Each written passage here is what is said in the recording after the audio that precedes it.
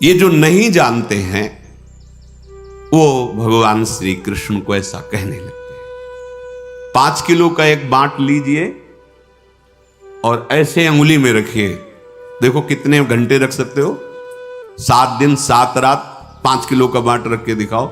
21 kilometre में फैले हुए गिरिराज जी को हमारे सरकार 7 वर्ष की अवस्था 7 दिन 7 रात ऐसे कहीं भगवान की समानता कर सकते हो?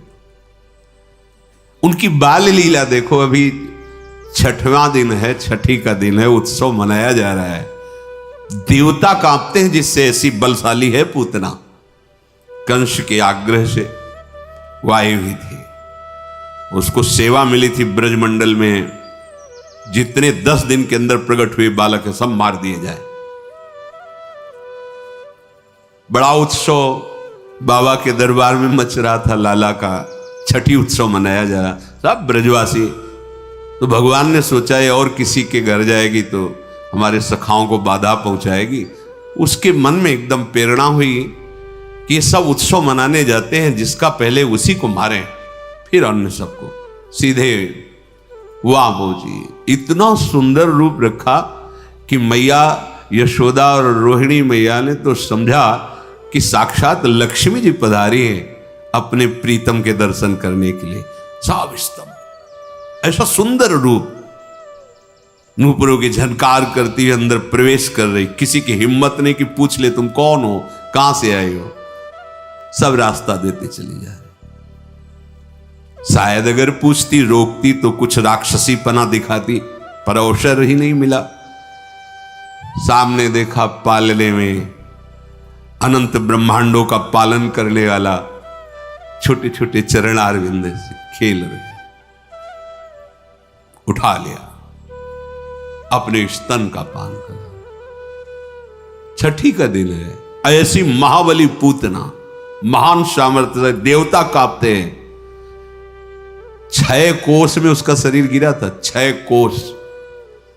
ब्रजवासी जैसे कोई बड़ा पेड़ नहीं, जैसे कई ब्रजवासी लग करके ऐसे कुल्हाड़ से काट काट के उसके शरीर, और दिव्य सुगंध निकल रही, क्योंकि भगवान का स्पर्श हुआ, भगवान ने स्तन, और उसको जो मैया यशोदा को गति, वो उसको गति। कर सकते हो? कैसे तुम तुलना कर सकते हो?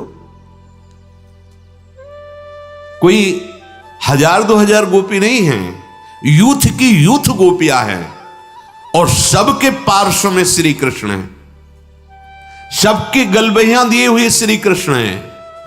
अगर हम कहा जाए तो गणना ही नहीं कर सकते कितनी गोपीजन, यूथ की यूथ गोपियां हैं। वेद की ऋचाएं, दंडकारण्य के महर्षि, मिथिला की कितनी कितनी गोपिकाओं के विभाग का शास्त्रों में वर्णन। और जब रास हो रहा है तो हर गोपी के पास श्री कृष्ण है, मनुष्य है। हर गोपी की बाहु में अनंत ब्रह्मांडों के स्वामी श्री कृष्ण हैं। सबको अनुभव हो रहा है, मेरे पार्श्व में मेरे प्रीतम विराजमान। अनुभव नहीं है साथ, कहां कितना उनकी लीलाओं को धैर्य से सुनो, तुम्हारी बुद्धि पवित्र होगी तो समझ में आने लगेगा। प्रकृतिम स्वामधिष्ठाय संभवामि, भगवान प्रकृति को अधीन करके प्रकट होते हैं। हम सब प्रकृति के अधीन होकर पैदा होते हैं। सामान्य प्राणी प्रकृति के परवश होकर जन्म लेता है, प्रकृति के आश्रित होकर कर्म करता है। भगवान परम स्वतंत्र हैं, वो प्रकृति की अध्यक्षता में प्रकट होते हैं। मूढ़ लोग प्रभु के अवतार के रहस्य को न जानकर, प्रभु को मनुष्य शरीर मानकर धारणा क्या बनी हुई है, क्या बनी हुई है? क्या तुम स्त्री शरीर के समीप रहकर काम विजयी हो सकते हो? तुम्हारे अंदर यह भावना रहेगी कि ये स्त्री मैं पुरुष हूं, क्या इस भावना से रहित हो सकते हो? और जो महापुरुष हो गए हैं उनकी मैं 7 दिन 7 रात्रि तक 9 युवतियों द्वारा परमहंस श्री सुखदेव जी जनक जी के महल में सेवित हो रहे, हर समय दिगंबर रहते थे सुखदेव जी। क्या हुआ? रोज सूचना पहुंचती थी, बोले जैसे आए थे वैसे ही है। अरे जिनका नाम लेकर, जिनके चरणों का ध्यान करके ऐसी परमहंस स्थिति होती है, ठाकुर हरिदास जी के बाद 3 दिन वैश्या। क्या हुआ? अरे जिनका नाम लेकर भक्तों की ऐसी स्थिति होती है, उन भगवान में कहीं काम भाव होगा? उन भगवान में कहीं किसी शरीरों के श्रृंगार या स्पर्श से सुख होगा? सुख सिंधु को किसी सुख की जरूरत है? अच्छा, उनके सिवा और है कौन? गोपी नाम चतत्पति नाम सर्वेशामेव च, जो गोपियों के पतियों के, जो चराचर जगत की आत्मा है, वही बने हुए, वो अपने आप में खेल रहे हैं। पर वो अपने आप से अपने आप में खेलना, वो बिना भजन के नहीं जान सकते, वो कोई काम चेष्टा नहीं है। पर ये मूढ़ मानुषी तनुमाश्रितम, वो समझते हैं कि भगवान मेरे जैसा ही शरीर धारण करके, मैं जिस काम आदि के अधीन होकर चेष्टा करता हूं, ऐसे भगवान की अधीन। वो भगवान तो माखन चोरी किए। अरे वहां बर्तन नहीं रखते थे नंद बाबा के घर में कि भाई भगोने में मक्खन रखा है या बाल्टी में दूध रखा है। 10 लाख गौएं, तो कहां कुंड बने हुए थे। कुंड, ये दूध का कुंड, ये दही का कुंड, ये माखन का कुंड, घी का कुंड, बाबा के यहां कुंड थे। लाला अगर दिन भर स्नान करता रहे तो भी लाला माखन नहीं पा रहा जाके। उन महर्षियों ने जो तप किया और गोपी स्वरूप से आए, उनका भाव पाने के लिए, उनको सुख देने के लिए, जैसी गोपी भावना करती है, लालजू महाराज उस चेष्टा को अपना भजन मानते हैं, अपनी सुख का अनुभव करते और उसी चेष्टा से जाकर उसको सुख प्रदान। काश ऐसा होता, लाला ऐसे करता, ऐसा करता, वैसे ठाकुर ये यथा माम प्रपद्यन्ते तास्तथैव भजाम्य हम। ये जो मूढ़ पुरुष हैं, ये नहीं जानते कि अनंत ब्रह्मांडों के उत्पन्न, पालन और लीन करने की सत्ता इन्हीं से स्फूर्ति होती है। वो अवहेलना करते हैं प्रभु की। नहीं सुनना चाहिए ऐसे लोगों की बातें, नहीं मानना चाहिए।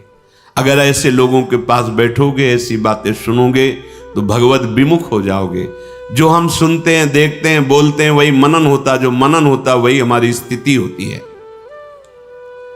ये उत्पत्ति विनाशशील पदार्थों को सत्य मान करके उनका संग्रह करना और भोगना, यही इनका उद्देश्य रह जाता है।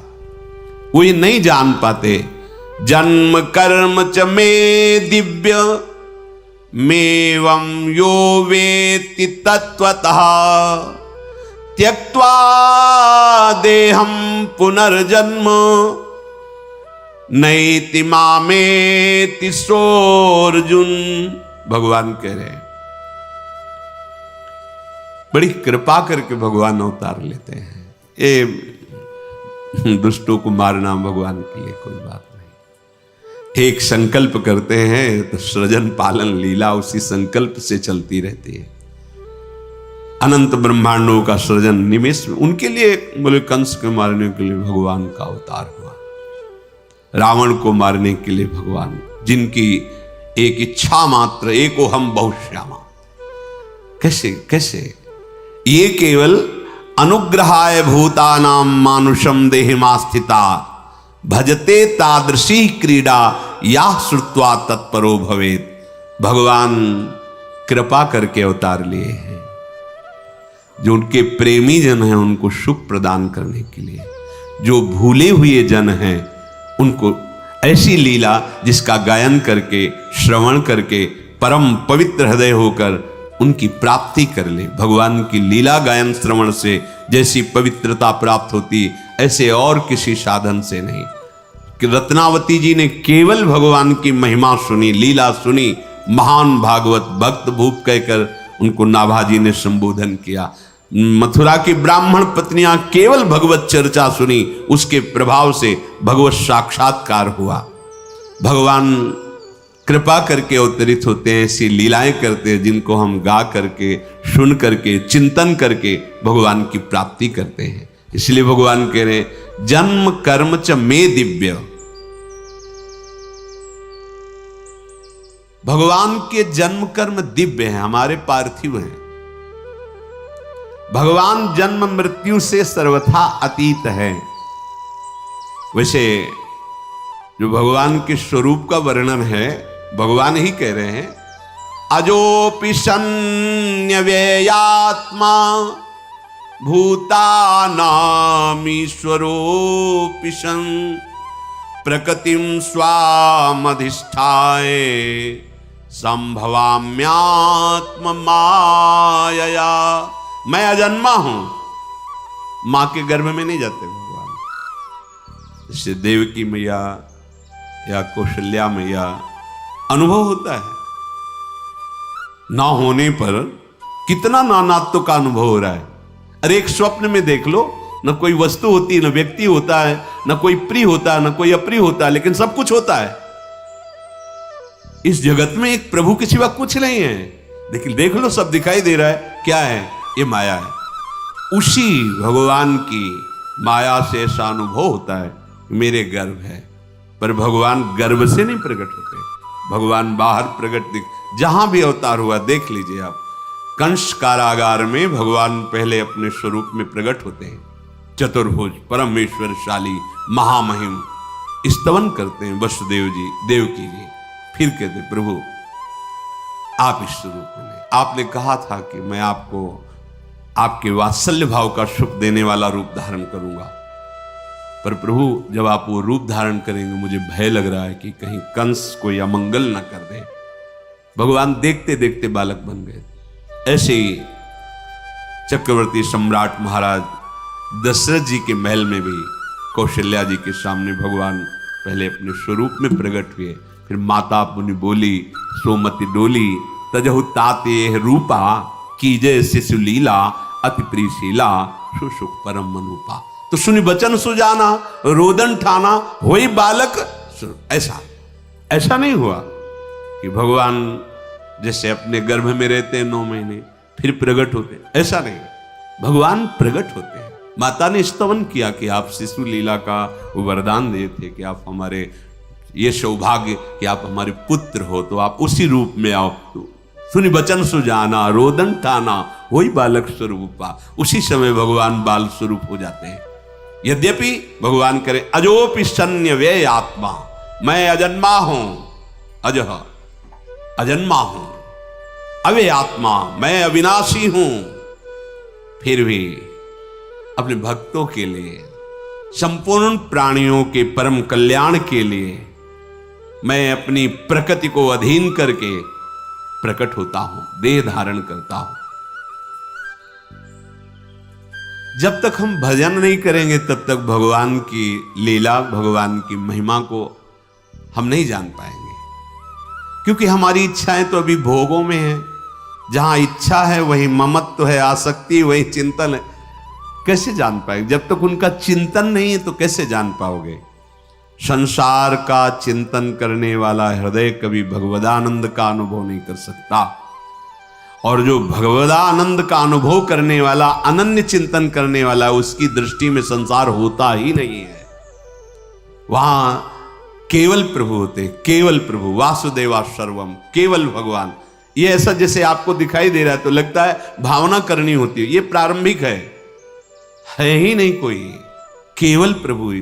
देखो गोपीजन करे जित देखूं तित श्याममय, श्याम ही श्याम, जड़ चैतन्य कछु नहीं दिखत, जित दिखत तित श्याम खड़े। भगवान जब प्रकट होते हैं तो लीला ऐसे ही करते हैं कि कोई विवेकवान भक्तिवान ही भगवान को समझ पावे, नहीं तो जैसे सत्यराजित पधारे ना, तो सत्यभामा के साथ भगवान भी रो रहे थे, बड़ी विपत्ति आई हमारे ससुर पधार गए। वैसा ऐसा लीला, ऐसी लीला करते हैं कि ये लगेगा कि भगवान है भला। हमें तो बात जाने दो, गरुड़ जी को नागपाश में बंद गए, मुझे छुड़ाना पड़ रहा है। इसीलिए इनकी शरण में रहकर इनसे प्रार्थना करता रहे कि कभी हमारे नेत्रों में आपकी माया का पर्दा न पड़ने पावे नाथ। भगवान की लीलाएं अलौकिक हैं। भगवान का चिदानंद धाम है, जहां अनादि अनंत, अनादिकाल से अनंत काल तक उनकी चिदानंदमयी लीला होती रहती है। उन्हीं भगवान को सर्वांतर्यामी रूप से निराकार भाव से उपासना की जाती है। जब अवतार लेते हैं तो सगुण साकार, इसीलिए हरिराम व्यास जी और बड़े बड़े महापुरुष कहते हैं निर्गुण सगुण ब्रह्म ते न्यारे, दोनों से विलग, क्योंकि इन्हीं से है वो हमारे बिहारी बिहारिंजू जो नित्य वृंदावन चिदानंद धाम है, ये अपने महल में विराजते हैं बिहारी बिहारिंजू, और इन्हीं के अंश से सब ये लीलाएं होती रहती है। अब यहां से जब अवतार लेते हैं ब्रजमंडल में, तो यहां दो अवतारों की लीला आती है। एक भगवान के ईश्वर अवतार जो कंस कारागार से नंदालय में पधारते हैं, और एक निकुंज से जो अद्भुत रास विलास लीला करते हैं। अगर ये रास विलास लीला भगवान नारायण की होती तो ध्रुवदास जी ने वर्णन किया है, शिव श्रीपति यद्यपि ललचाही मन प्रवेश तिन उनको नाही, निगमागम की कौन चलावे महाविष्णु के मन नहीं आवे, या रस को तवही अधिकारी कृपा करें जब राधा प्यारी।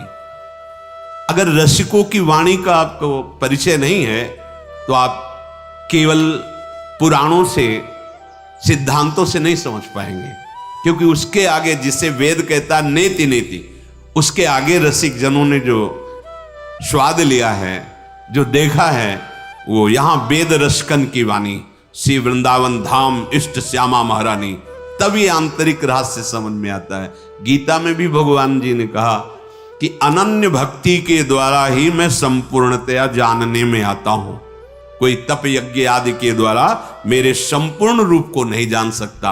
अनन्य भक्ति अर्थात प्रेम के द्वारा ही मैं पूर्ण जानने में आ जाता हूं। संपूर्ण प्राणियों के भगवान शासक हैं, ईश्वर हैं, पर वो अवतार लेते हैं, छोटे बनते हैं। जैसे अर्जुन जी के साथ हैं, पर वो जान पा रहे हैं कि ये महामहिम विराट यही हैं, नहीं जान पा रहे। भगवान वो दृष्टि प्रदान करते हैं अर्जुन जी को। ओ अर्जुन जी जो रूप देखते हैं, अब भगवान का तो कांप जाते हैं। वही भगवान जिससे हास परिहास करते हैं, हे कृष्ण हे सखे ऐसे कहकर वार्ता करते हैं, वही भगवान जब अपने विराट रूप का वही हैं, विराट रूप लिए बैठे हैं, सारथी बने, पर क्या कभी देखे पाए? जब भगवान ने उनको दिखाया तो कांप गए। ये भी भगवत स्वरूप हैं अर्जुन जी, नर नारायण स्वरूप में विराजमान होकर के बद्री नारायण में सदैव तप परायण रहकर जगत का मंगल करते हैं। ये भगवान नारायण स्वरूप ही नर हैं ये अर्जुन जी। लेकिन भगवान के विराट रूप को देखा, आप पढ़ के देखो, कांप रहे हैं। तमादि देवा पुरुषा पुराणा तुमस्य विश्वस्य परम निधानम वेत्तास्य वेद्यम परमम च धाम त्वया ततम विश्वमनंत रूपम वायुर्वग्निर्वरुणा शशांका प्रजापतिस्त्वं प्रपितामहश्च। अर्जुन क्या देख पा रहे हैं भगवान के स्वरूप को। इससे भी विलग एक भूमा रूप का दर्शन कराया। कैसे कोई पार पा सकता? अगर ये जनावे तो जान ले, नहीं तो कोई पार ही नहीं पा सकता है। आप और आप स्वयं जाकर वहां प्रणाम करते हैं, भूमा पुरुष है, प्रणाम करो इनको, जो ब्राह्मण बालकों का अपहरण करके। ये भगवान अवतार के समय अपनी शक्ति को छोटे से छोटा करके, जितना जहां जैसी आवश्यकता है, वास्तव में यही भगवान की भगवत्ता है कि जो अनंत ब्रह्मांडों का शासक है वो अर्जुन के घोड़े हाँक रहा है। अर्जुन की आज्ञा, मेरा रथ है केशव ले चलो, दोनों सेनाओं के मध्य में खड़ा करो, भगवान को आज्ञा करो। जैसा जैसा भाव भगवान पर किया जाता है वैसा ही अनुभव कराते हैं। नंदालय में जो खंभे हैं वो मणिजटित हैं। तो लालजू की जो प्रतिबिंब जब माखन खाएगा ऐसे, कितना सुंदर रूप। और मैया देखकर आनंद ले, सोमन मनमोहन अपने रूप को देखकर लुभायमान हो जाते हैं और कहते हैं हमसे दोस्ती करोगे?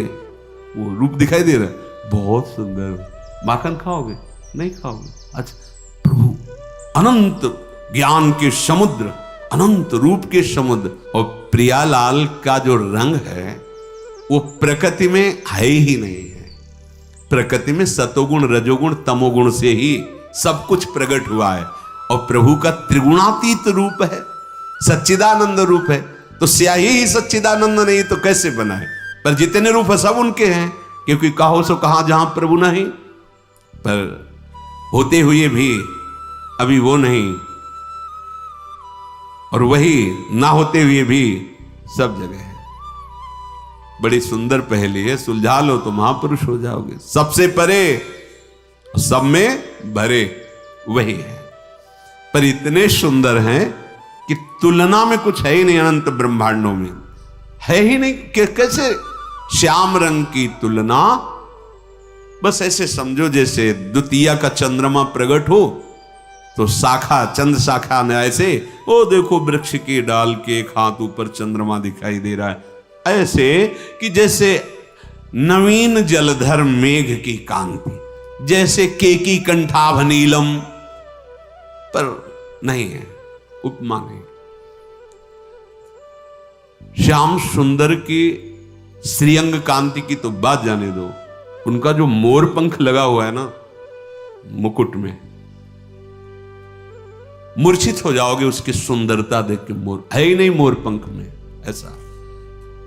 दोनों अलग अलग करके दर्शन कराए जाते हैं जब उपासक आगे।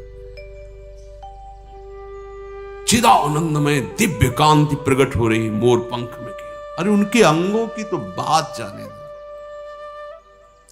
भगवान शिव जब मुकुंद के चरणारविंद उनके ध्यान में आ जाते हैं ना तो उन्मत्त होकर तांडव करने लगते हैं। आनंद सिंधु के चरण ब्रह्मानंद में छके हुए मधुसूदन सरस्वती जी महाराज जब इनकी रूप कांति देखते हैं ना तो कहते कृष्णात् परम किमपि तत्व माम न जाने। अरे होश उड़ जाए, ऐसे ठाकुर है, ऐसी श्याम कांति है जिसकी उपमा ही नहीं है। ऐसा लावण्य लालजू का, रसदात्री प्रियाजू का ऐसा सौंदर्य, ऐसा स्वरूप, यही सुख प्रदान करने के लिए दोनों युगल सरकार अपने अंश से वृषभानु भवन में और नंदालय में प्रकट हुए। तो जो भगवान के जन्म कर्म दिव्य हैं, ये पहले स्वीकार करो। स्वीकृति से ही आपकी अध्यात्म उन्नति होती है, ध्यान रखना। अगर देहाभिमान भाव है तो बड़े से बड़ी साधना कर लो, उसका फल मिलेगा, ब्रह्मलोक तक पहुंच सकते हो, लेकिन जीवन मुक्त नहीं हो सकते, प्रेमी नहीं हो सकते। स्वीकृति, देह स्वीकृति तो ब्रह्मलोक तक जा सकते हो। बड़ी बड़ी साधना, बड़ी बड़ी तपस्या, मैं तपस्वी, मैं साधक, मैं त्यागी, मैं, उसका फल मिलेगा आपको। लेकिन इस मैं का समर्पण जब होता है तब जो दिव्यता आती है। ये समर्पण कब होता? पहली स्वीकृति हृदय में कि प्रभु हैं, प्रभु दिव्य है, उनकी लीला दिव्य है, उनका नाम त्रिगुणातीत है, उनका धाम त्रिगुणातीत है। किसी की मत सुनो।